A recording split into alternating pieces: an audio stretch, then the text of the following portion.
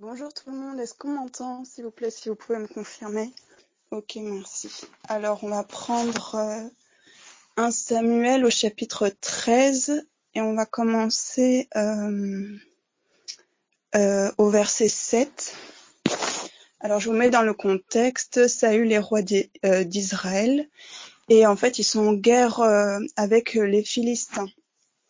Et on va commencer au verset 5. On nous dit: les Philistins s'assemblèrent pour combattre Israël. Ils avaient 1000 chars et 6000 cavaliers, et ce peuple était innombrable comme le sable qui est sur le bord de la mer. Ils vinrent camper à Michmash, à l'orient de Beth-aven.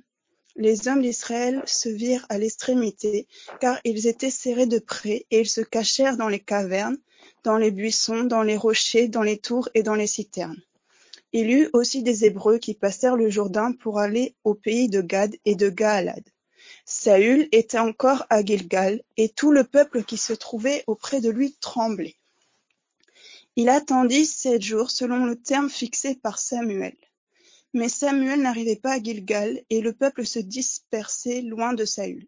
Alors Saül dit: amenez-moi l'holocauste et les sacrifices d'action de grâce. Et il offrit l'holocauste. Comme il achevait d'offrir l'holocauste, voici, Samuel arriva, et Saül sortit au-devant de lui pour le saluer. Samuel dit: qu'as-tu fait? Saül répondit: lorsque j'ai vu que le peuple se dispersait loin de moi, que tu n'arrivais pas au terme fixé, et que les Philistins étaient assemblés à Michmash, je me suis dit: les Philistins vont descendre contre moi à Gilgal, et je n'ai pas imploré l'Éternel. C'est alors que je me suis fait violence et que j'ai offert l'holocauste. Samuel dit à Saül: tu as agi en insensé, tu n'as pas observé le commandement que l'Éternel ton Dieu t'avait donné. Et le reste, on ira plus tard. Et en fait, le Saint-Esprit aujourd'hui m'a donné ce passage et il m'a interpellé sur l'obéissance. On voit en fait que Saül avait une instruction où il devait attendre Samuel, qui était le prophète en ces temps, pour aller offrir un holocauste.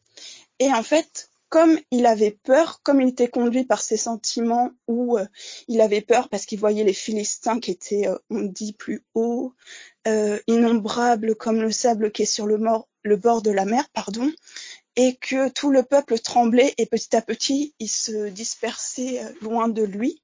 Mais en fait, il a eu peur, il a été guidé par son sentiment.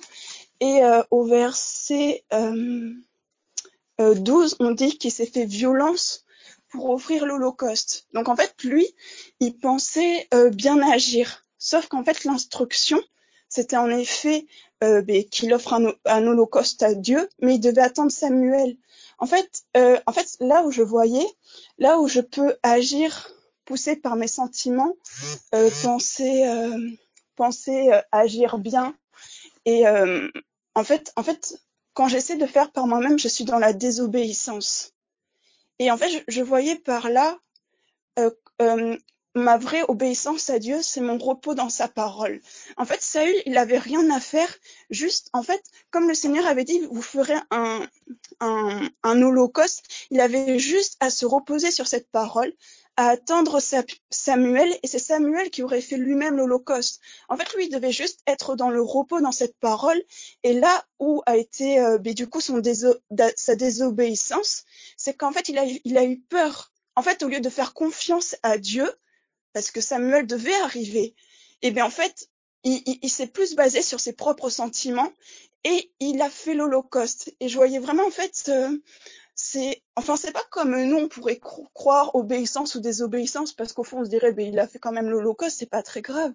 Et en fait, et après il m'a donné, je sais pas si c'est clair, mais il m'a donné après Ézéchiel 2 au verset 1.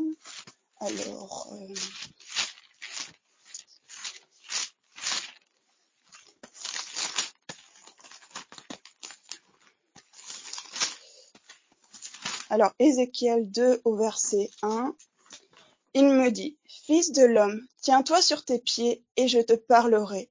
Dès qu'il m'eut adressé ces mots, l'Esprit entra en moi et me fit tenir sur mes pieds et j'entendis celui qui me parlait. Donc là, on voit que Ézéchiel a une instruction, c'est de se tenir sur ses pieds. En fait, il aurait pu se dire, si je veux obéir par mes propres capacités, je me lève, je me tiens sur mes pieds, mais on voit que là, en fait, dès que ces mots ont été adressés, l'Esprit entra en lui et le fit tenir sur mes pieds.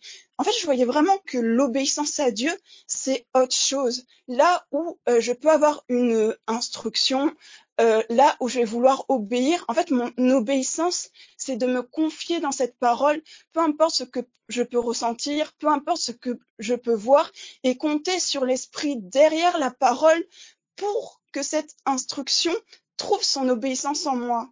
Je ne sais pas si vous comprenez l'idée, et on voit dans le fameux Jean 6, on va le prendre, comme ça je ne paraphrase pas. Alors Jean 6 au verset 63, c'est l'esprit qui vivifie, la chair ne sert de rien. Les paroles que je vous ai dites sont esprit et vie. Donc là, c'est Jésus qui dit, et on voit qu'en fait, à chaque parole qu'il dit, il y a suit une vie et un esprit. Et par cette parole qui arrive, en fait, elle produit... en fait, c'est la parole annoncée qui produit elle-même ce qu'elle annonce au travers de moi. Et là où, en fait, je veux faire cette chose par mes propres forces et non en me confiant cette parole, en fait, c'est ma désobéissance envers Dieu. Et du coup, là, je voyais, toujours pour revenir à Saül dans 1 Samuel 13, que là où, forcément, il pouvait avoir plus peur parce que il voyait les Philistins nombreux, il voyait son armée trembler et s'en aller. En fait, il a fait ça juste par peur. Et en fait, il s'est montré dans la désobéissance. Et alors que là où il aurait été obéissant à Dieu, il aurait resté dans le repos. Peu importe ce qu'il voit, peu importe ce qu'il peut ressentir, il se repose sur cette parole et il attend son accomplissement. En fait, il ne sait pas comment cette parole va s'accomplir, mais il a foi en elle. Et c'est ça la vraie obéissance à Dieu. C'est la foi dans sa parole. Et en fait, ça me fait même penser à Marie dans Luc. Parce qu'on pourrait se dire, oui, mais moi, comment Saül pouvait savoir que cette parole allait vraiment se réaliser du coup, il a fait parce qu'il voyait rien, mais c'est comme si l'esprit m'éclaire dans Luc. Luc au chapitre 1, au verset 26. Donc là, c'est quand l'ange Gabriel vient rencontrer Marie. Au 6e mois, l'ange Gabriel fut envoyé par Dieu dans une ville de Galilée appelée Nazareth, auprès d'une vierge fiancée à un homme de la maison de David nommé Joseph. Le nom de la vierge était Marie. L'ange entra chez elle et dit: « Je te salue, toi, à qui une grâce a été faite. Le Seigneur est avec toi. » Troublée par cette parole, Marie se demandait ce que pouvait signifier une telle salutation. L'ange lui dit: « Ne crains point, Marie, car tu as trouvé grâce devant Dieu. Et voici, tu deviendras enceinte, et tu enfanteras un fils, et tu lui donneras le nom de Jésus. Il sera grand, et sera appelé Fils du Très-Haut. Et le Seigneur Dieu lui donnera le trône de David son père. Il régnera sur la maison de Jacob éternellement, et son règne n'aura point de fin. » Marie dit à l'ange: « Comment se fera-t-il, puisque je ne connais point d'homme ? » L'ange lui répondit: « Le Saint-Esprit viendra sur toi, et la puissance du Très-Haut te couvrira de son ombre. C'est pourquoi le Saint-Enfant qui naîtra de toi sera appelé Fils de Dieu. » En fait, là, je vois, ce que je voyais, c'est que du coup, l'ange vient avec une parole en disant à Marie qu'elle va être enceinte. Et Marie, en fait, il lui dit le nom, il lui dit même le prénom de l'enfant, etc.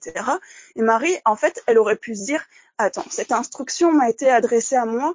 Est-ce que, elle pouvait se dire: je vais chercher à l'accomplir par moi-même. » Elle aurait pu aller avec son fiancé et avoir l'enfant. Mais en fait, quand elle demande à l'ange comment, il lui dit le Saint-Esprit. En fait, je n'ai pas à savoir comment faire et je n'ai pas à essayer d'accomplir l'instruction par moi-même, mais je dois juste faire confiance au Saint-Esprit. Là où Dieu m'adresse une parole, une instruction, en fait, dès le moment où je vais vouloir l'accomplir par mes propres capacités, par ma propre force, je vais être dans la désobéissance. Mais là où je mets foi en cette parole, qu'elle va l'accomplir, que le Saint-Esprit est en train de la produire en moi, mais je suis dans l'obéissance. Par exemple, si Dieu me dit jeûne, je vais vouloir le faire par ma capacité, peut-être me dire il faut pas qu'il y ait de nourriture chez moi, donc comme ça au moins je suis sûre de jeûner, ou je vais essayer de m'enfermer toute seule, etc. En fait, je vais être dans la désobéissance. Mais là où je crois à son instruction, là où je crois à sa parole, que le Saint-Esprit va venir en moi et produire ça, je suis dans l'obéissance. Et peu importe si je vois que le lendemain de cette parole, je mange pire qu'avant, ou j'ai tout le temps faim, etc. Peu importe ce que je vois, peu importe ce que je ressens, je fais confiance en cette parole et j'ai foi que sa parole est esprit et vie, et que cette instruction, en fait, le Saint-Esprit va l'accomplir en moi. J'ai même pas à m'inquiéter, et là, je suis dans l'obéissance. Et pour revenir du coup à 1 Samuel 13 au verset 13, quand Samuel du coup parle à Saül, Samuel dit à Saül, donc on est bien d'accord, Samuel c'est le prophète de Dieu, donc c'est la voix de Dieu, et Saül c'est le roi d'Israël à ce moment-là.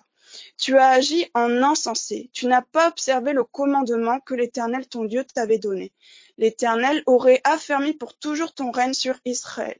Et maintenant ton règne ne durera point. L'Éternel s'est choisi un homme selon son cœur, et l'Éternel a destiné à être le chef de son peuple, parce que tu n'as pas observé ce que l'Éternel t'avait commandé. Et en fait, là, ce qui m'a marqué, c'est que par sa désobéissance, mais c'est comme si l'Éternel l'a un peu rejeté et va choisir maintenant un nouveau roi pour son peuple. Et on sait, pour ceux qui ont déjà lu 1 Samuel, qu'il choisit David. Mais là où j'ai envie d'aller, c'est que, en fait, je vois prophétiquement, on sait que David est une figure de Christ. Et je voyais en fait que déjà là, en fait, par ses paroles, ça prophétisait en fait l'arrivée de Jésus. Et sur quel passage je m'appuie? On va aller dans Philippiens 2.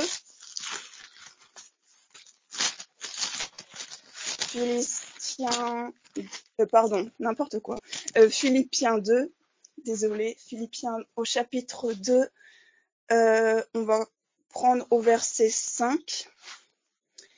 Ayez en vous les sentiments qui étaient en Jésus-Christ, lequel, existant en forme de Dieu, n'a point regardé comme une proie à arracher d'être égal avec Dieu, mais s'est dépouillé lui-même en prenant une forme de serviteur, en devenant semblable aux hommes, et après s'être trouvé dans la situation d'un homme, il s'est humilié lui-même, se rendant obéissant jusqu'à la mort, même jusqu'à la mort de la croix.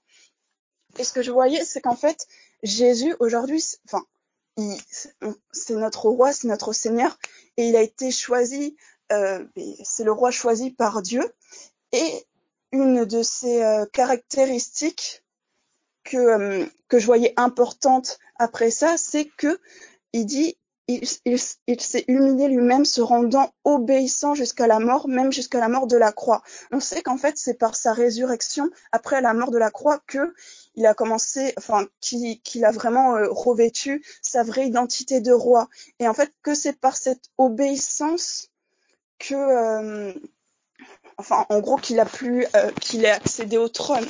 Et du coup, nous, comme Christ vit en nous, en fait, Christ est notre modèle, et je voulais voir avec vous comment, en fait, il a fait pour se rendre obéissant, comment il a fait pour aller jusqu'à cette obéissance, jusqu'à la mort. Donc, on va prendre Luc 22, je crois. Luc chapitre 22.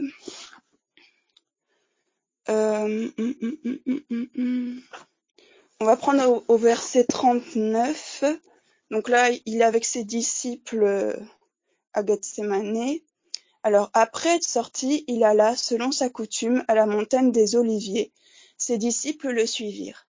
Lorsqu'il fut arrivé dans ce lieu, il leur dit : Priez afin que vous ne tombiez pas en tentation. » Puis il s'éloigna d'eux à la distance d'environ un jet de pierre, et s'étant mis à genoux, il pria, disant: « Père, si tu voulais éloigner de moi cette coupe, toutefois que ma volonté ne se fasse pas, mais la tienne. » Alors un ange lui apparut du ciel pour le fortifier. Étant en agonie, il priait plus instamment, et sa sueur devint comme des grumeaux de sang qui tombaient à terre.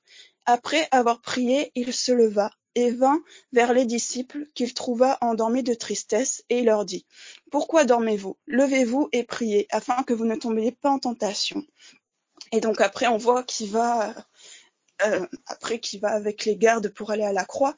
Donc en fait, là, on voit que notre Seigneur Jésus, il a reçu cette instruction de Dieu où il savait qu'il devait aller à la croix. Et forcément, c'était l'obéissance à cette parole, l'obéissance à la parole de Dieu, c'est toujours dur pour la chair. Et là, on voit comment il le surmonte. En fait, il dit, du coup, au verset 40 aux disciples: « Priez afin que vous ne tombiez pas en tentation. » Et en fait, je voyais que cette tentation, c'est toujours en fait une incrédulité par rapport à sa parole, du coup une désobéissance. Je sais pas comment expliquer, mais en tout cas,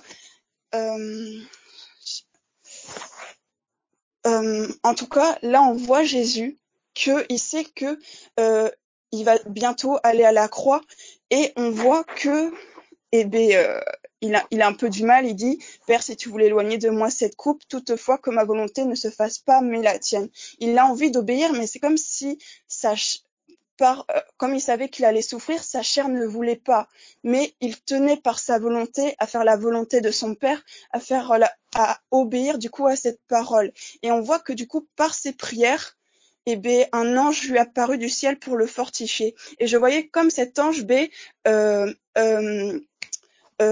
l'esprit derrière la parole qui lui a été adressée, ou lorsqu'il s'est positionné dans cette parole, l'esprit derrière la parole est venu pour l'aider. Il a fortifié là où il pensait ne pas réussir, et ne pas réussir à obéir. Et par là, ce que je voyais, c'est que des fois aussi, on peut s'attendre à un peu de flemmardise, on va dire, ou par exemple, j'ai reçu une parole pour continuer avec l'exemple d'avant, par exemple jeûne, mais je pourrais dire oui, bon, du coup, j'ai compris, je suis dans l'obéissance, je sais que la parole est esprit et vie, donc j'attends que ça se produise en moi. Mais moi, en attendant, j'attends, mais je fais rien de spécial. Et là, en fait, on voit que par Jésus, pour pouvoir obéir à ça, il n'a pas essayé de faire par lui-même, parce que là, c'était impossible pour sa chair, parce que c'était trop dur. Mais du coup, il s'est positionné dans la prière. En fait, il était comme dans une attente dans la prière, pour que l'esprit derrière la parole puisse produire ça en lui. Et le frère, il le dit souvent, que la bataille de Jésus, ça n'a pas été lorsqu'il allait à la croix, mais c'était premièrement dans la prière à Gethsémane. En fait, nous, notre position par rapport à l'instruction de Dieu, à l'instruction qu'il peut nous donner, en fait, on ne peut pas faire par nous-mêmes, mais là où on peut attendre que ça prenne vie en nous, c'est dans la prière. Là où on se tient dans la prière, là où on reste positionné sur cette parole. Ok, Seigneur, je sais que tu veux que je jeûne. Par moi-même, je peux pas, j'en suis incapable. Mais je sais que ta parole est esprit et vie. Je sais que le Saint-Esprit va le produire en moi. Et je veux l'attendre dans la prière. Je veux rester dans cette prière pour ne pas être tenté de complètement abandonner cette parole. J'attends dans la prière juste que ça s'accomplisse. Et on voit après que Jésus a passé cette nuit en prière. Un ange est venu du coup pour le fortifier, et tout de suite après, il suit les gardes pour aller à la croix. Donc bon, je sais pas si ma pensée a été claire, mais en tout cas voilà, soyez bénis. Bonsoir à tous, j'espère que vous allez bien. Merci à la Sista pour le partage. Je vais rebondir sur les passages qu'elle a pris. Il y a des choses qui m'ont interpellée, donc je pense que je vais me laisser conduire comme ça, et on verra comment le Saint-Esprit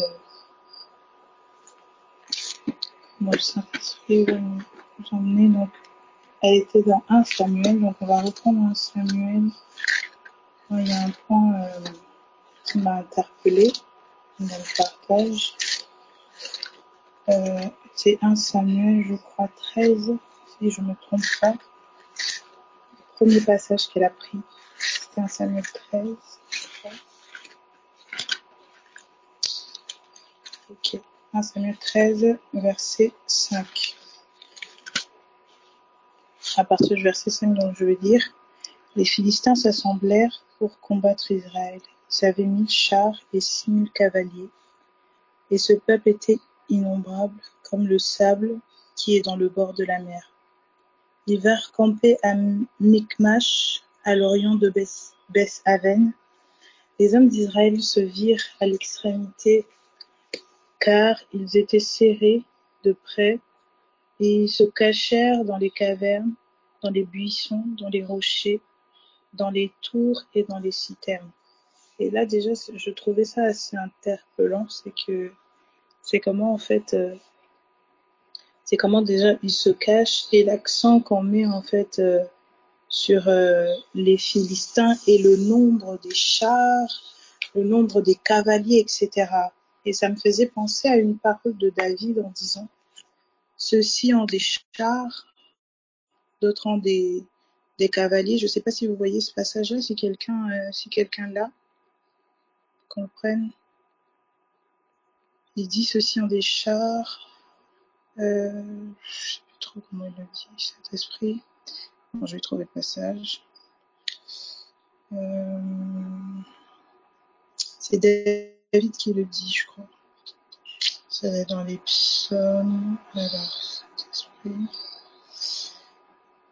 Enfin.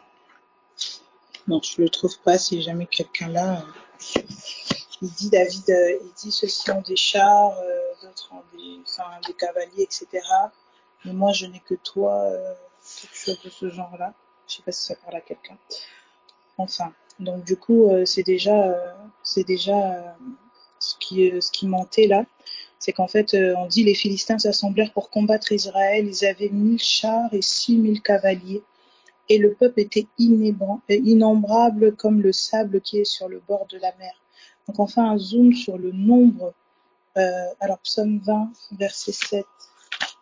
Alors je vais voir, donc psaume 20, verset 7, je pense. Bon, je vais vérifier.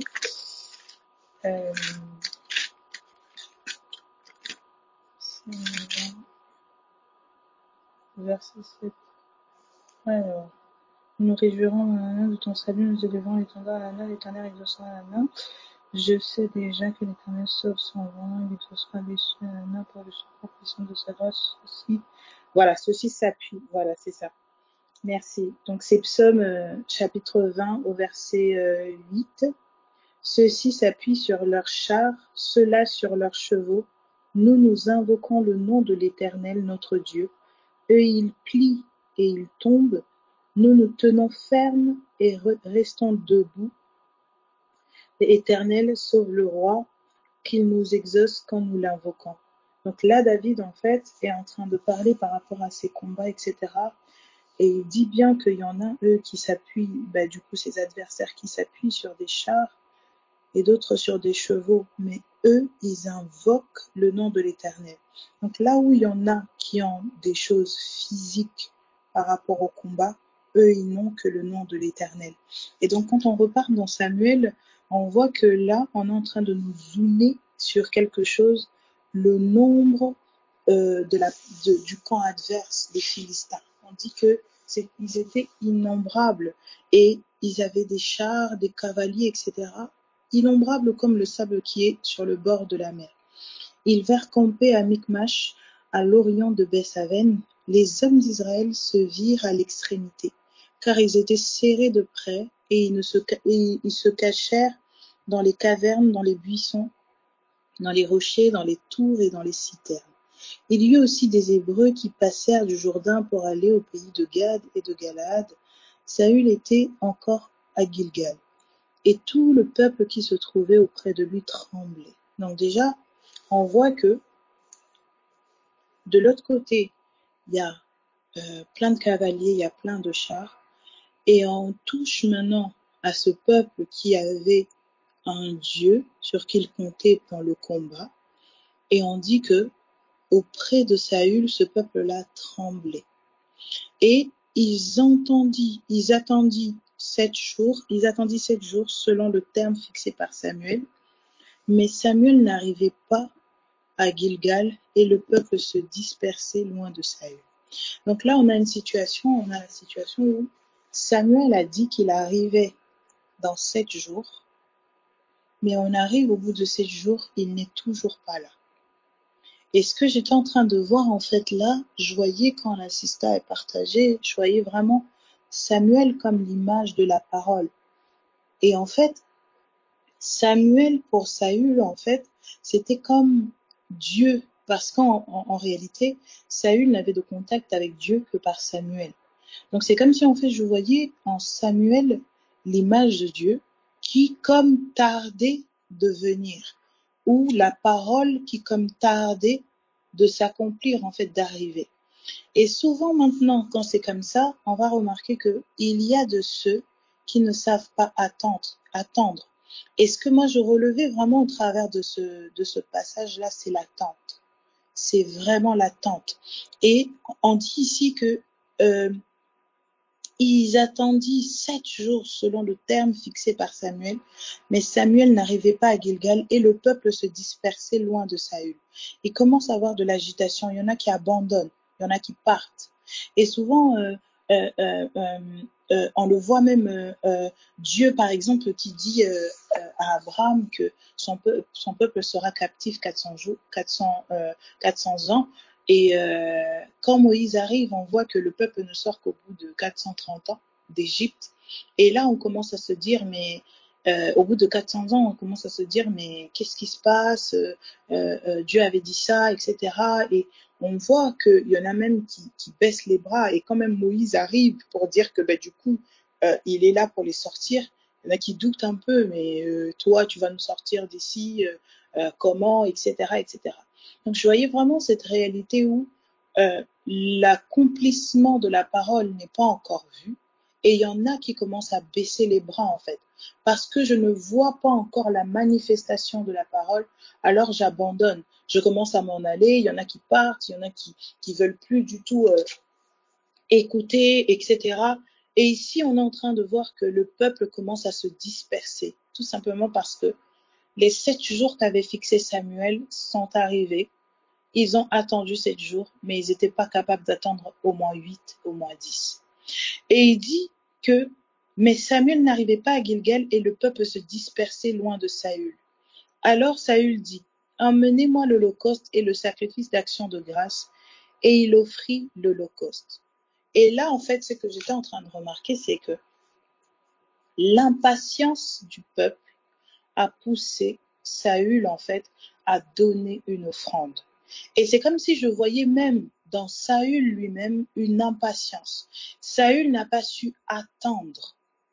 Saül n'a pas su attendre et donc il vient, il offre des sacrifices, des sacrifices d'action de grâce. Il va offrir l'holocauste. Comme il achevait d'offrir l'holocauste, voici Samuel arriva et Saül sortit au-devant de lui pour le saluer. Samuel dit, qu'as-tu fait? Donc en fait, ce qui était demandé à Saül, c'était d'attendre. On ne lui avait pas demandé d'offrir le sacrifice, on lui avait dit d'attendre Samuel. Et c'est comme si en fait j'étais en train de voir, j'entendais vraiment cette pensée, c'est je te dis de t'attendre à ma parole. Je ne te dis pas de faire des choses pour. Je ne te demande pas de m'offrir quoi que ce soit. Tout ce que je te demande, c'est attends-toi à ma parole. Et ce que je relevais aussi, c'est que l'attitude du peuple commençait comme à presser, en fait, Saül. L'attitude du peuple a commencé à presser Saül. Et je voyais vraiment cette chose où il y a tellement parfois des situations contraires à la parole qui vont commencer à se manifester et qui sont simplement des situations qui viennent comme semer en fait une pression en nous par rapport à l'attente. Alors que tout ce que Dieu veut, c'est que tu t'attendes en fait, ce que nous nous attendions à sa parole. Il ne nous demande pas premièrement de lui offrir quoi que ce soit. Il te dit, attends, j'ai dit que je viendrai, je vais venir. Samuel avait dit à Saül et au peuple qu'il va venir, qu'il va les rejoindre à Gilgal.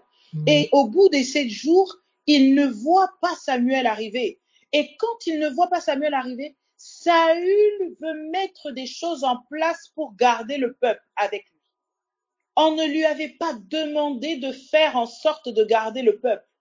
On ne lui avait pas demandé d'offrir. On lui a dit d'attendre Samuel. Et souvent, on aime parce que voilà, les choses traînent, etc. Il faut qu'on ait de plan B pour pouvoir retenir les gens ou pour pouvoir faire ceci. Non, la parole ne dit pas ça. La parole dit attends-toi à moi. Et si cette parole-là est vraie, si elle est la vérité, elle arrivera à son terme. Elle arrivera à son terme. Et c'est vraiment ce que je relevais là, c'est l'attente. Et du coup, le fait que le peuple le presse, le fait que le peuple devient agité, troublé, qu'il y en a qui commencent qui tremblent, qui commencent à avoir peur, qui partent, etc. Ça communique en fait comme une peur aussi à Saül. Et il se presse à faire les choses par lui-même. Et quand il se presse à faire les choses par lui-même, c'est là que la désobéissance maintenant entre en jeu. C'est là que la désobéissance entre en jeu. Et je remarquais aussi que il y a une chose, c'est que l'obéissance de Saül n'était pas premièrement liée à l'offrande. L'obéissance de Saül était liée à l'attente de Samuel. L'obéissance, et c'est comme si je voyais en fait que la véritable obéissance n'est pas liée à ce que je dois faire ou ce que je dois offrir, combien de fois je dois le faire, mais c'est lié à comment je m'attends à la parole. Combien je m'attends à la parole. Et là, en fait, on voit que Saül n'a pas su attendre Samuel. Combien d'entre nous ne nous attendons pas tout simplement à la parole? Et l'Écriture va dire ceci dans Habakkuk, qui dit, même si la promesse tarde, attends-la. Il dit, même si on va le prendre, Habakkuk, l'obéissance vaut mieux que le sacrifice. C'est exactement ça. L'obéissance est premièrement liée en fait à la parole de Dieu. Combien je m'attends à la parole. Et cette parole-là va me produire en moi des œuvres, en fait, va m'emmener à faire des choses, à produire certaines choses. Mais premièrement, c'est combien, jusqu'où je suis prête à attendre Samuel, jusqu'où je suis prête à m'attendre à la parole, à attendre la parole, jusqu'où. La parole, le Saint-Esprit m'a dit que je vais faire ceci, par exemple, je sais pas, à tes 20 ans. Je suis aux portes de mes 20 ans, je ne vois rien. J'arrive les pieds dans mes 20 ans, je ne vois rien. J'arrive même à mes 21 ans, je ne vois rien. Jusqu'où je suis prête à attendre la parole. Jusqu'où. Et donc, Habakkuk, il dit, c'est dans Habakkuk, c'est dans Habakkuk 2, je vais lire à partir du premier verset, il dit, j'étais à mon poste et je me tenais sur la tour, je veillais pour voir ce que l'Éternel me dirait. Donc là, il y a quelqu'un qui est à son poste et il veille, il attend pour voir ce que l'Éternel va lui dire. Il attend pour voir la parole. Il attend pour voir ce que la parole lui dirait. Et il dit, et ce que je répliquerai après ma plainte. L'Éternel m'adressa la parole et il dit, écris la prophétie, grave-la sur des tables, afin qu'on la lise couramment. Écris la prophétie, afin qu'on la lise couramment.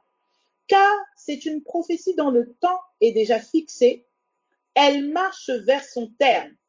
Il dit bien, c'est une prophétie dont le temps est déjà fixé. Donc il y a un temps qui est déjà là, qui est fixé par rapport à cette prophétie. Et il continue, il dit, elle marche vers son terme et elle ne mentira pas. Sauf que, on arrive après, il dit, car elle s'accomplira certainement. Non, pardon. Elle ne mentira pas. Si elle tarde. Donc là, il parle, il dit que il y a une prophétie qui est là, il faut l'écrire. Cette prophétie qui est là, la parole est donnée. Écris la parole afin qu'on puisse quoi? Qu'on puisse la lire couramment.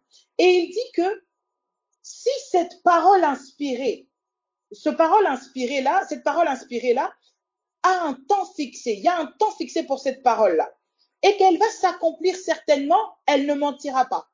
Mais si elle tarde, c'est-à-dire que si tu ne la vois pas encore, peut-être au temps qui a été fixé pour que tu puisses la voir, qu'est-ce qu'il recommande ici? Qu'est-ce qu'il est en train de nous recommander? Il dit, attends-la, car elle s'accomplira certainement. Elle s'accomplira certainement. Voici son âme s'est enflée et n'est pas droit en lui, mais le juste vivra par la foi.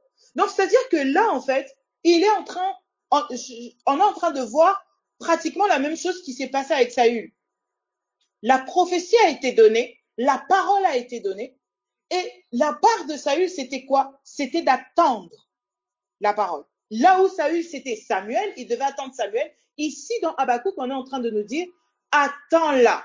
Il dit, elle ne mentira pas. Si elle tarde, attends-la, elle s'accomplira certainement. Et je voyais du coup cette notion, en fait, d'attente dans la vie de Saül. Et c'est là qu'il a manqué.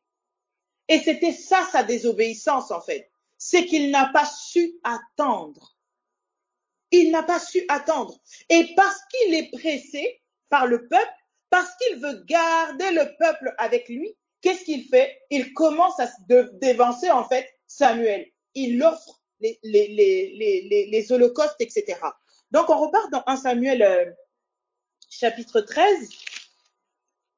1 Samuel chapitre 13, donc il dit, ils attendirent 7 jours selon le terme fixé. Donc là, la parole, il dit, comme dans Habakkuk, il dit, c'est une prophétie dont le temps est déjà fixé. Donc on est en train de voir ici que, au verset 8, on nous dit, selon le terme fixé. Donc la parole qui avait été donnée à Saül, il y avait un temps déjà fixé. Sauf que, on arrive maintenant là où il dit, si elle tarde. Et il dit après, mais Samuel n'arrivait pas à Gilgal, donc la parole tardait. Et le peuple se dispersait loin de Saül. Alors Saül dit, amenez-moi l'holocauste et les sacrifices d'action de grâce, et il offrit l'holocauste. Et c'est là qu'il dit, si elle tarde, attends-la. Donc en fait, Saül, ce qu'il devait faire, c'est quoi? C'est attendre. Il n'a pas su attendre, il offre les sacrifices. Verset 10, comme il achevait d'offrir l'holocauste, voici, Samuel arriva, et Saül au devant de lui, Saül sortit au devant de lui, pour le saluer. Samuel dit, qu'as-tu fait? Saül répondit, lorsque j'ai vu que le peuple se dispersait loin de moi. Donc, c'est-à-dire que la parole n'était pas suffisante pour Saül. Il n'était pas attaché, premièrement, pleinement à la parole. Lui, ce qui l'importait, c'était de garder le peuple à ses côtés. Sauf qu'on a vu quelqu'un qui est venu pour se trouver dans la même position que Saül. Dans la même position que Saül. Qu'est-ce qu'il a fait? On va aller dans les évangiles. Tac. Quand il lui dit cette parole est dure, etc. Merci Saint-Esprit.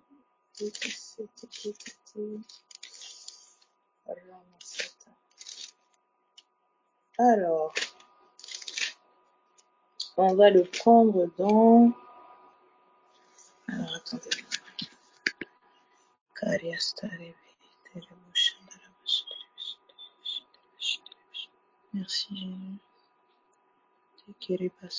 Merci Jésus.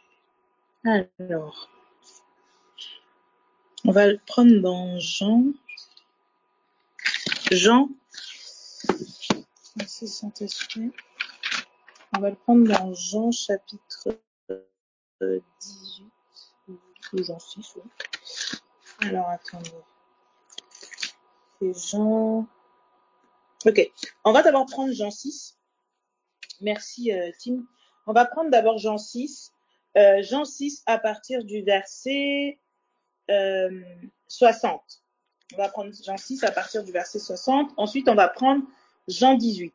Donc, Jean 6, à partir du verset 60, il dit « Plusieurs de ses disciples, après l'avoir entendu dire cette parole, après l'avoir entendu, donc Jésus, là, il dit à ses disciples, il dit « Mangez ma chair, buvez mon sang, et tout ça, nana, car ma chair est vraiment une nourriture, et mon sang est vraiment un breuvage. Celui qui mange ma chair et qui boit mon sang demeure en moi, etc. » Donc, on arrive maintenant au verset 60. Il dit, plusieurs de ses disciples, après l'avoir entendu, dire, cette parole est dure, qui peut l'écouter? Jésus s'étant en lui-même, sachant, en lui-même que ses disciples murmuraient à ce sujet, leur dit, cela vous scandalise-t-il? Et si vous voyez le Fils de l'homme monter où il était auparavant? C'est l'esprit qui vivifie, la chair ne sert de rien. Les paroles que je vous ai dites sont esprit et vie. Donc là, Jésus est en train de révéler une chose, c'est que c'est l'esprit qui donne la vie. Et il avait cette conscience que les paroles, tout simplement, suffisaient pour vivifier quelqu'un. Et donc, il dit, les paroles sont esprit et vie. La chair ne sert de rien. Verset 64, mais il en est parmi vous quelques-uns qui ne croient point. Car Jésus savait dès le commencement qui étaient ceux qui ne croyaient point. Donc là, en fait, on est en train de voir que Jésus, avec des gens, il donne une parole et il y en a qui disent, en fait, c'est dur. Et c'est comme si, en fait, on voit la même chose ici avec Saül dans 1 Samuel. La parole est donnée et il y en a, en fait, qui trouvent que, en fait, l'attendre, c'est trop long. Nous, on doit partir. Et ce que va faire Saül, par contre, c'est que lui, il va faire les choses parce qu'il voit le peuple s'en aller. Et on va voir maintenant un autre Saül, celui spirituel, qui a reçu la parole du Père, qui l'a gardée et qui attendait. Il parle ici, il dit, mangez ma chair, buvez mon sang. Il y en a qui disent, non, c'est trop dur, etc. Qu'est-ce qu'il dit? Il nous prend pour des cannibales ou quoi? Et il révèle que c'est l'esprit qui vivifie. Donc, il est dans une dimension où il compte sur l'esprit et sur la parole pour retenir les gens, pas sur ce qu'il fait. Et donc là, il dit, c'est l'esprit qui vivifie, la chair ne sert de rien. Les paroles que je vous ai dites sont esprit et vie, verset 64, mais il en est parmi vous quelques-uns qui ne croient point. Donc, c'est-à-dire que ceux qui étaient en train de murmurer en disant que la parole était trop dure, etc., c'était des personnes qui ne croyaient pas en la parole. Et il dit, il y a parmi vous des personnes qui ne croient point. Car Jésus savait dès le commencement qui étaient ceux qui ne croyaient point et qui était celui qui le livrerait. Et il ajouta, c'est pourquoi je vous ai dit que nul ne peut venir à moi si cela ne lui a été donné par le Père. Dès ce moment, plusieurs de ses disciples se retirèrent et ils n'allèrent plus avec lui. Donc là, on voit Jésus dans la même posture que Saül. Il parle, la parole est là et tout ça, et plusieurs se retirent parce qu'ils trouvent que cette parole est dure. Il y en a qui trouvent que, oui, on est là seulement, s'attendre seulement à la parole, à la parole, à la parole. Tu devrais peut-être, là où toi, tu crois que la parole, par exemple, peut te guérir ou peut sauver ton enfant, eh bien, tu devrais peut-être aller consulter, je sais pas, une voyante et tout ça, la parole, jusqu'ici, tu attends, ça va faire 2 ans que ça dure, ça va faire autant d'années que ça dure, la parole, et ils ne peuvent plus, en fait, s'attendre qu'à elle, ils se retirent. Sauf que tu as 2 choix maintenant. Là, le Saint-Esprit est en train de nous présenter 2 types d'hommes. Un homme qui voit qu'il y en a qui se retirent de lui et qui cherchent à faire des choses parce que les gens se retirent. Et il y a un autre qui considère que c'est l'esprit qui vivifie, que la chair ne sert de rien et que les paroles qu'il a reçues sont esprit et vie. Et qui voit des gens se retirer de lui. Quelle est donc sa position? Il dit, dès ce moment, plusieurs de ses disciples se retirèrent et n'allaient plus avec lui. Jésus donc dit aux 12, et vous, ne voulez-vous pas aussi vous en aller? Là où Saül a commencé à chercher à donner des offrandes, à ne pas du tout être dans l'attente pour la parole, Jésus, lui, il est en train de pousser ceux qui restaient à partir. Mais qu'est-ce que vous faites là? Et on voit là, en fait, deux types d'hommes complètement différents, dans la même situation, mais avec une mentalité complètement différente. Et il lui dit, vous ne voulez pas vous en aller? Simon maintenant va répondre. Il dit quoi? Simon-Pierre lui répondit, Seigneur, à qui irions-nous? Tu as les paroles de la vie éternelle. Et nous avons cru et nous avons connu que tu es le Christ, le Saint de Dieu. Ceux qui sont restés à cause de la parole. Et Jésus l'a dit au début, c'est l'esprit qui vivifie, la chair ne sert de rien. Les paroles que je vous ai dites sont esprit et vie. C'est-à-dire que celui qui a retenu les gens avec lui, c'était l'esprit, c'était la parole en fait, qui a fait que ces gens restent à ses côtés, bien qu'il y en ait qui sont partis. Et là, on voit qu'il dit, c'est toi qui as les paroles de la vie, nous avons cru. Et donc, quand on lit maintenant Saül, on voit qu'il y en a qui se retirent de Saül parce que Samuel avait dit qu'il va arriver et qu'il n'est pas là. On comprend que c'est des gens qui n'ont pas cru. Tous ceux qui ne croient pas en la parole qui t'a été donnée vont se retirer. Tous ceux qui ne croient pas que la parole peut produire un changement dans la vie de ton enfant, dans ta famille, peu importe dans la situation dans laquelle tu te trouves, ils vont se retirer. Il n'y a que ceux qui vont s'attacher à la même parole et qui vont être convaincus par le même esprit qui vont rester en fait à côté. Et c'est ce que je voyais là. Sauf que si tu agis comme un insensé, tu vas faire les choses pour que les gens restent avec toi. Oh non, mais tout le monde commence à m'abandonner parce que je ne fais pas les choses comme eux, etc. Donc, je devrais peut-être aller consulter cette voyante ou je devais peut-être aller voir un coupeur de feu ou je n'en sais, je ne sais pas ce que c'est. Mais la parole ici, le Saint-Esprit est en train de révéler une chose, c'est que ceux qui restent parce que la parole a produit en eux la foi. Ils croient en cette parole-là. Et ceux qui partent n'y croient pas. Et parce que toi, tu crois, ton obéissance est liée à ton attente. Je ne sais pas si vous voyez. Et donc, du coup, il dit ici, nous avons cru et nous avons connu que tu es le Christ, le Saint de Dieu. Jésus leur répondit, n'est-ce pas moi qui vous ai choisi, vous les 12, et l'un de vous est un démon. Il parlait de Judas Iscariote, fils de Simon, car c'était lui qui devait le livrer, lui, l'un des 12, etc. On va prendre chapitre 18. Jean, chapitre 18. Je ne sais pas si ça va pour tout le monde, on m'entend toujours bien. Donc, on voit que l'obéissance ici aussi est liée à l'attente, mais l'attente aussi est couplée à la foi. Est-ce que je crois en ta parole, Seigneur? Même si tout bouge autour de moi, je vois que tout le monde part. Je ne vois rien de cette parole se manifester. Pour le moment, est-ce que je continuerai à obéir? C'est-à-dire à croire en ta parole. L'obéissance est aussi liée à la foi en ce qu'il a dit. Et donc, il dit, on prend Jean chapitre 18, au verset... Croiront en moi, afin que tout soit un. Je leur ai donné... afin qu'ils soient comme moi et eux. Père. Il dit, je n'ai perdu aucun de ce que tu m'as donné. C'est dans Jean chapitre 18 au verset... verset 9. Alors, on va prendre à partir du verset 4, je vais lire.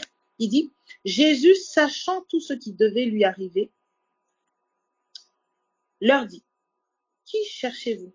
S'avança et leur dit, qui cherchez-vous? Ils lui répondirent, Jésus de Nazareth. Jésus leur dit, c'est moi. Et Judas qui le livrait était avec eux. Lorsque Jésus leur eut dit, c'est moi, ils reculèrent et tombèrent par terre.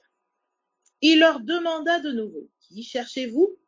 Ils dirent, Jésus de Nazareth. Jésus répondit, je vous ai dit que c'est moi.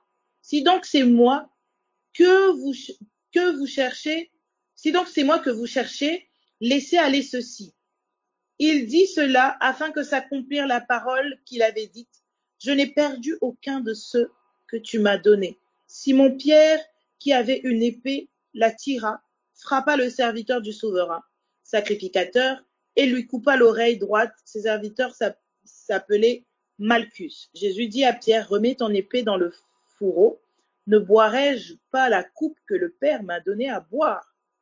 La cohorte, le tribun et les huissiers de Juifs se saisirent alors de Jésus et le lièrent. Ils l'emmenèrent d'abord chez Anne, car il était le beau-père de Caïphe, qui était souverain sacrificateur cette année-là, etc., etc. Et le passage, en tout cas, qui montait, c'était quand il dit au verset 9, « Je n'ai perdu aucun de ceux que tu m'as donné. » Et ce qu'en fait, je voyais, c'est le lien, en tout cas, avec Jean chapitre 6 qu'on vient de lire, quand il y en a qui partent et il y en a que 12 qui restent et il leur demande, il dit, mais vous, pourquoi ne partez-vous pas? Il dit, tu es le Christ et nous avons cru et nous avons connu que tu es le Christ, tu as les paroles de la vie, etc. Et ici, Jésus est en train de dire, laissez aller ceci, et il dit, afin que s'accomplisse la parole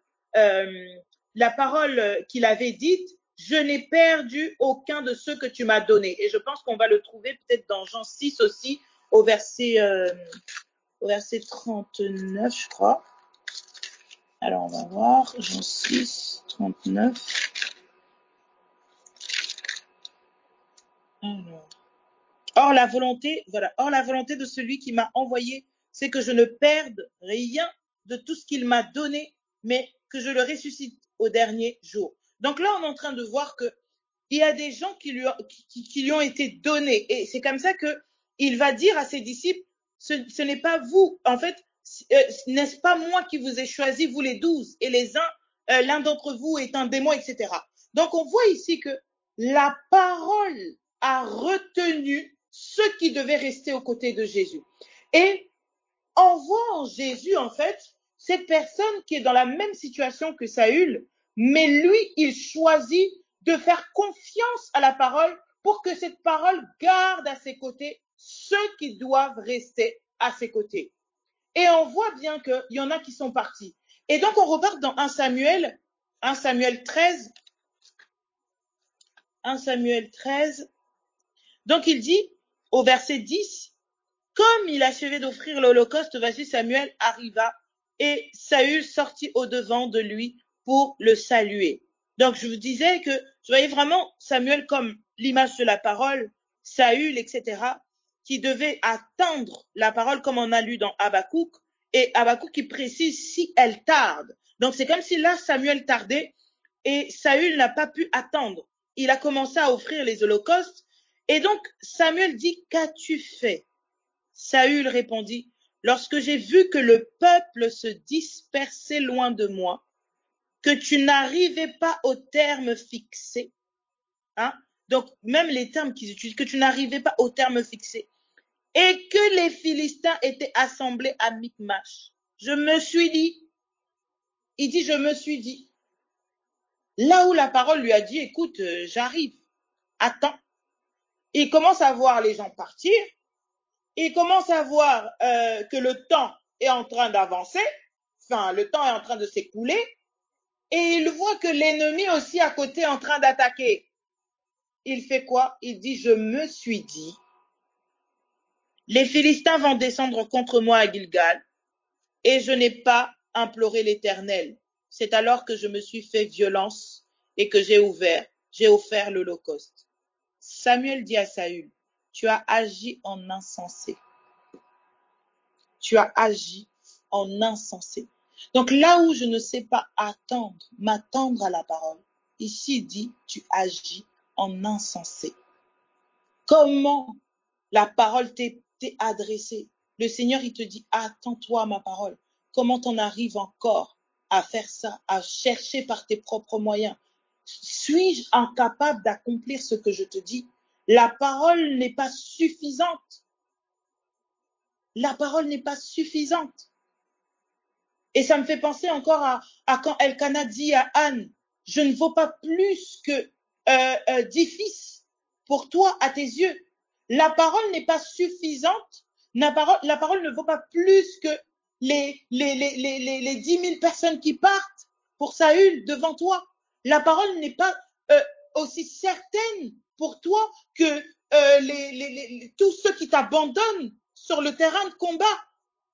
Quand on voit ce prophète qui est tout seul devant, face à son serviteur, le serviteur, il voit qu'ils sont tout seuls et qu'en face, là-bas, il y a une armée. Parce que Élisée était attaché à la parole, il a vu qu'ils étaient plus nombreux que ceux qui étaient en face d'eux.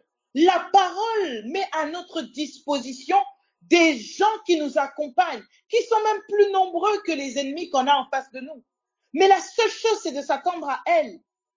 Je m'attends à toi jusqu'à ce que je vois, jusqu'à ce que mes yeux s'ouvrent. Et même s'il y en a qui me laissent sur le chemin, même s'il y en a qui m'abandonnent sur le chemin, Seigneur, ta parole doit être suffisante pour moi. Et donc là, il dit, tu as agi en insensé. Tu n'as pas observé le commandement que l'Éternel, ton Dieu, t'avait donné. Tu n'as pas observé la parole, tu n'as pas gardé la parole. Tu ne t'es pas positionné sur la parole. Et donc, il dit, l'Éternel aurait affermi pour toujours ton règne sur Israël. Et maintenant, ton règne ne durera point. L'Éternel s'est choisi un homme selon son cœur, et l'Éternel l'a destiné à être chef de son peuple, parce que tu n'as pas observé ce que l'Éternel t'avait commandé. Quelle était cette chose qu'il devait observer? Attendre la parole. Il devait attendre. 1 Samuel chapitre 15 au verset 22. 1 Samuel 15, 22, Samuel dit, l'Éternel trouve-t-il du plaisir dans les holocaustes et les sacrifices, comme dans l'obéissance à la voix de l'Éternel? Voici l'obéissance vaut mieux que les sacrifices, et l'observation de sa parole vaut mieux que la graisse des béliers. Car la désobéissance est aussi coupable que la divination, et la résistance ne l'est pas moins que l'idolâtrie et les théraphim, puisque tu as rejeté la parole de l'Éternel. L'Éternel, il te rejette aussi comme roi. Donc, c'est-à-dire que le fait tout simplement qu'ils ne s'attendent pas à la parole, qu'ils n'attendent pas la promesse, la prophétie, bien qu'elle tardait, eh bien, en fait, ici, on lui dit quoi? Il a rejeté la parole. Il a rejeté la parole. Tout simplement parce que je ne m'attends pas à la parole. En fait, je ne sais pas que je suis en train de la rejeter tout simplement.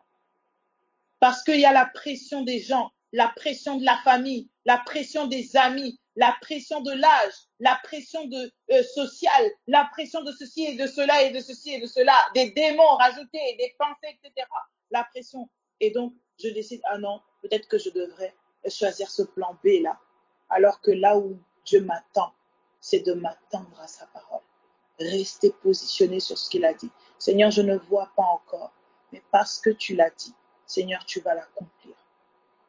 Et c'est là qu'est mon obéissance, ma foi en la parole. Tenir ferme dans ce que Dieu dit. Et il dit ici que il prend plus plaisir à un homme qui croit, en d'autres termes, qu'à un homme qui cherche à faire des choses. Le ciel apprécie la foi. Le ciel apprécie la foi. Ma position pour la parole, c'est ce qui rend en fait le ciel heureux. C'est ce qui fait la joie de l'Éternel. Il dit, qu'est-ce qui lui est agréable? C'est la foi qui lui est agréable. En d'autres termes, une personne qui sait être patiente par rapport à la parole, qui sait s'attendre à la parole. Et donc il dit, l'obéissance vaut mieux que quoi? Que les sacrifices. Seigneur, jusqu'où je peux m'attendre à ta parole? Jusqu'où je peux être là, Seigneur?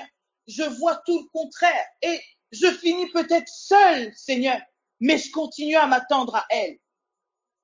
On dit dans l'épître aux Hébreux, je crois, il dit qu'il y en a même qui sont morts sans pouvoir toucher, palper. Ils l'ont vu de loin, etc.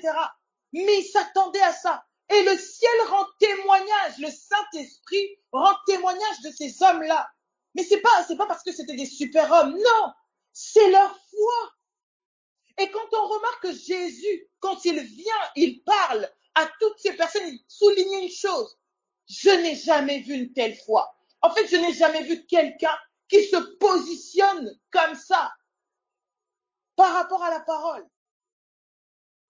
Qui attend. Le pain n'est pas pour les chiens. Je peux même manger les miettes. Juste même cette petite pensée-là, communique-la moi, Seigneur, pour que je me tienne là-dessus, la parole. Et Saül a failli là. Mais on a vu quelqu'un qui est venu et qui a fait confiance pleinement à cette parole. Et il a vu cette parole la soutenir. Il a vu cette parole s'accomplir. Là où il y en avait qui commençaient à dire, nous partons, nanana, ça va pas, c'est trop dur, etc. Il y en a d'autres qui ont vu que ce qu'ils disaient, c'était ce dont ils avaient besoin, c'était la vie. Aujourd'hui, peut-être que tu parles à certaines personnes, etc. Tu annonces Jésus, etc. Ils n'écoutent pas. Persévère. Parce que c'est la parole, elle, qui va aller chercher, qui va retenir les cœurs et les oreilles, qui vont écouter ce qu'elle te donne, en fait, comme parole. Persévère. Que l'agitation des gens ne te trouble pas. Crois en Dieu, crois en la parole, croyant en Jésus-Christ. Et donc, il dit, il vaut mieux, l'obéissance vaut mieux que le sacrifice. Ecclésiaste chapitre 7. Ecclésiaste chapitre 7. Donc, il y a vraiment une notion de patience quand on touche aussi à la foi. Saül n'était pas patient. Pas du tout. Il n'a pas su s'attendre à la parole. Ecclésiaste chapitre 7. Au nom de Jésus-Christ de Nazareth, que nous soyons patients, que nous attendions vraiment à la parole de Dieu. Que nos yeux se ferment sur tout ce qui se passe autour de nous, sur la réalité que nous pouvons observer, sur l'abandon qu'on peut constater de nos proches, ou enfin peu importe. Que nos yeux se ferment sur ça, mais que nos yeux se tournent vers Jésus, jusqu'à ce que nous voyions l'accomplissement de la parole. Ce n'est qu'une question de temps. C'est ta patience qui est éprouvée là-dessus. Mais cette épreuve-là va produire quelque chose, la vie de Jésus. La vie de Jésus. Les paroles qu'il a dites sont esprit et vie. Ecclésiaste chapitre 7, au verset 8, il dit, non, on va prendre à partir du verset 7, il dit, l'oppression rend insensé le sage. Quand j'ai lu ça tout à l'heure, je suis en train de me dire, oh là, Seigneur. Et on voit bien, Saül, là où peut-être qu'il était sage, l'oppression seulement, la pression du peuple, oh le départ un tel ne me parle plus, un tel ne veut plus, j'avais des amis, maintenant j'en ai plus, depuis que je suis Jésus, ça va pas là, etc., etc. Il dit l'oppression rend insensé le sage, et les présents corrompent le cœur. Mieux vaut la fin d'une chose que son commencement, et c'est là en fait que ça m'a frappé, il dit, mieux vaut un esprit patient qu'un esprit hautain. Et je suis en train de me dire, en fait, c'est comme si quand il dit ici, il disait dans Samuel, mieux vaut l'obéissance que le sacrifice. Moi, vraiment, ce que j'entendais, c'est mieux vaut un esprit patient qu'un esprit hautain. Et c'est comme si je voyais vraiment en Saül, en fait, cette chose, manque de patience. Il n'a pas su attendre la promesse. Mais qu'au nom de Jésus-Christ de Nazareth, ce soit pas notre cas. Que la parole soit notre priorité. Que la parole de Dieu soit le centre de nos cœurs et que nous puissions nous attendre à elle, que nous l'attendions. Même si je ne vois pas encore la manifestation de celle-ci, la parole est vraie, elle est véritable. Et nous sommes dans le véritable en son Fils Jésus-Christ. Et parce que nous sommes dans ce véritable-là, nous croyons, Seigneur, et nous espérons à voir cette parole s'accomplir. Et même si je ne la vois pas s'accomplir, Seigneur, moi, je continuerai à croire que même les générations après moi vont le voir, parce que ma victoire n'est pas premièrement liée au fait que je vois, mais ma victoire est premièrement liée au fait que j'ai cru en ce que tu m'as dit. C'est là la chose. ma foi, la patience que j'aurai face à la parole. Seigneur, ce que tu m'as dit, jusqu'où j'attendrai. Même en agonisant, Jésus était dans l'agonie. Il dit, jusqu'à l'agonie à Gethsémane. Il est parti dans le séjour des morts, mais avec quoi? Il avait quoi comme attente? Les 3 jours et 3 nuits qu'on nous dit qu'il a passé sous la terre et que nous, on compte 3 jours et 3 nuits. Mais on ne sait pas dans cette réalité-là combien de temps ça peut faire, comment il a vécu ça. Quand on te dit qu'un jour pour nous, c'est 1000 ans pour Dieu et que 1000 ans pour nous, c'est un jour pour Dieu, c'est-à-dire qu'il y a une réalité où le temps n'est même pas comme nous, on le vit sur terre. Donc là où moi, je vais me dire 3 jours, 3 nuits, mais je ne sais pas comment lui l'a vécu quand il était là-bas. Mais il s'attendait à quoi?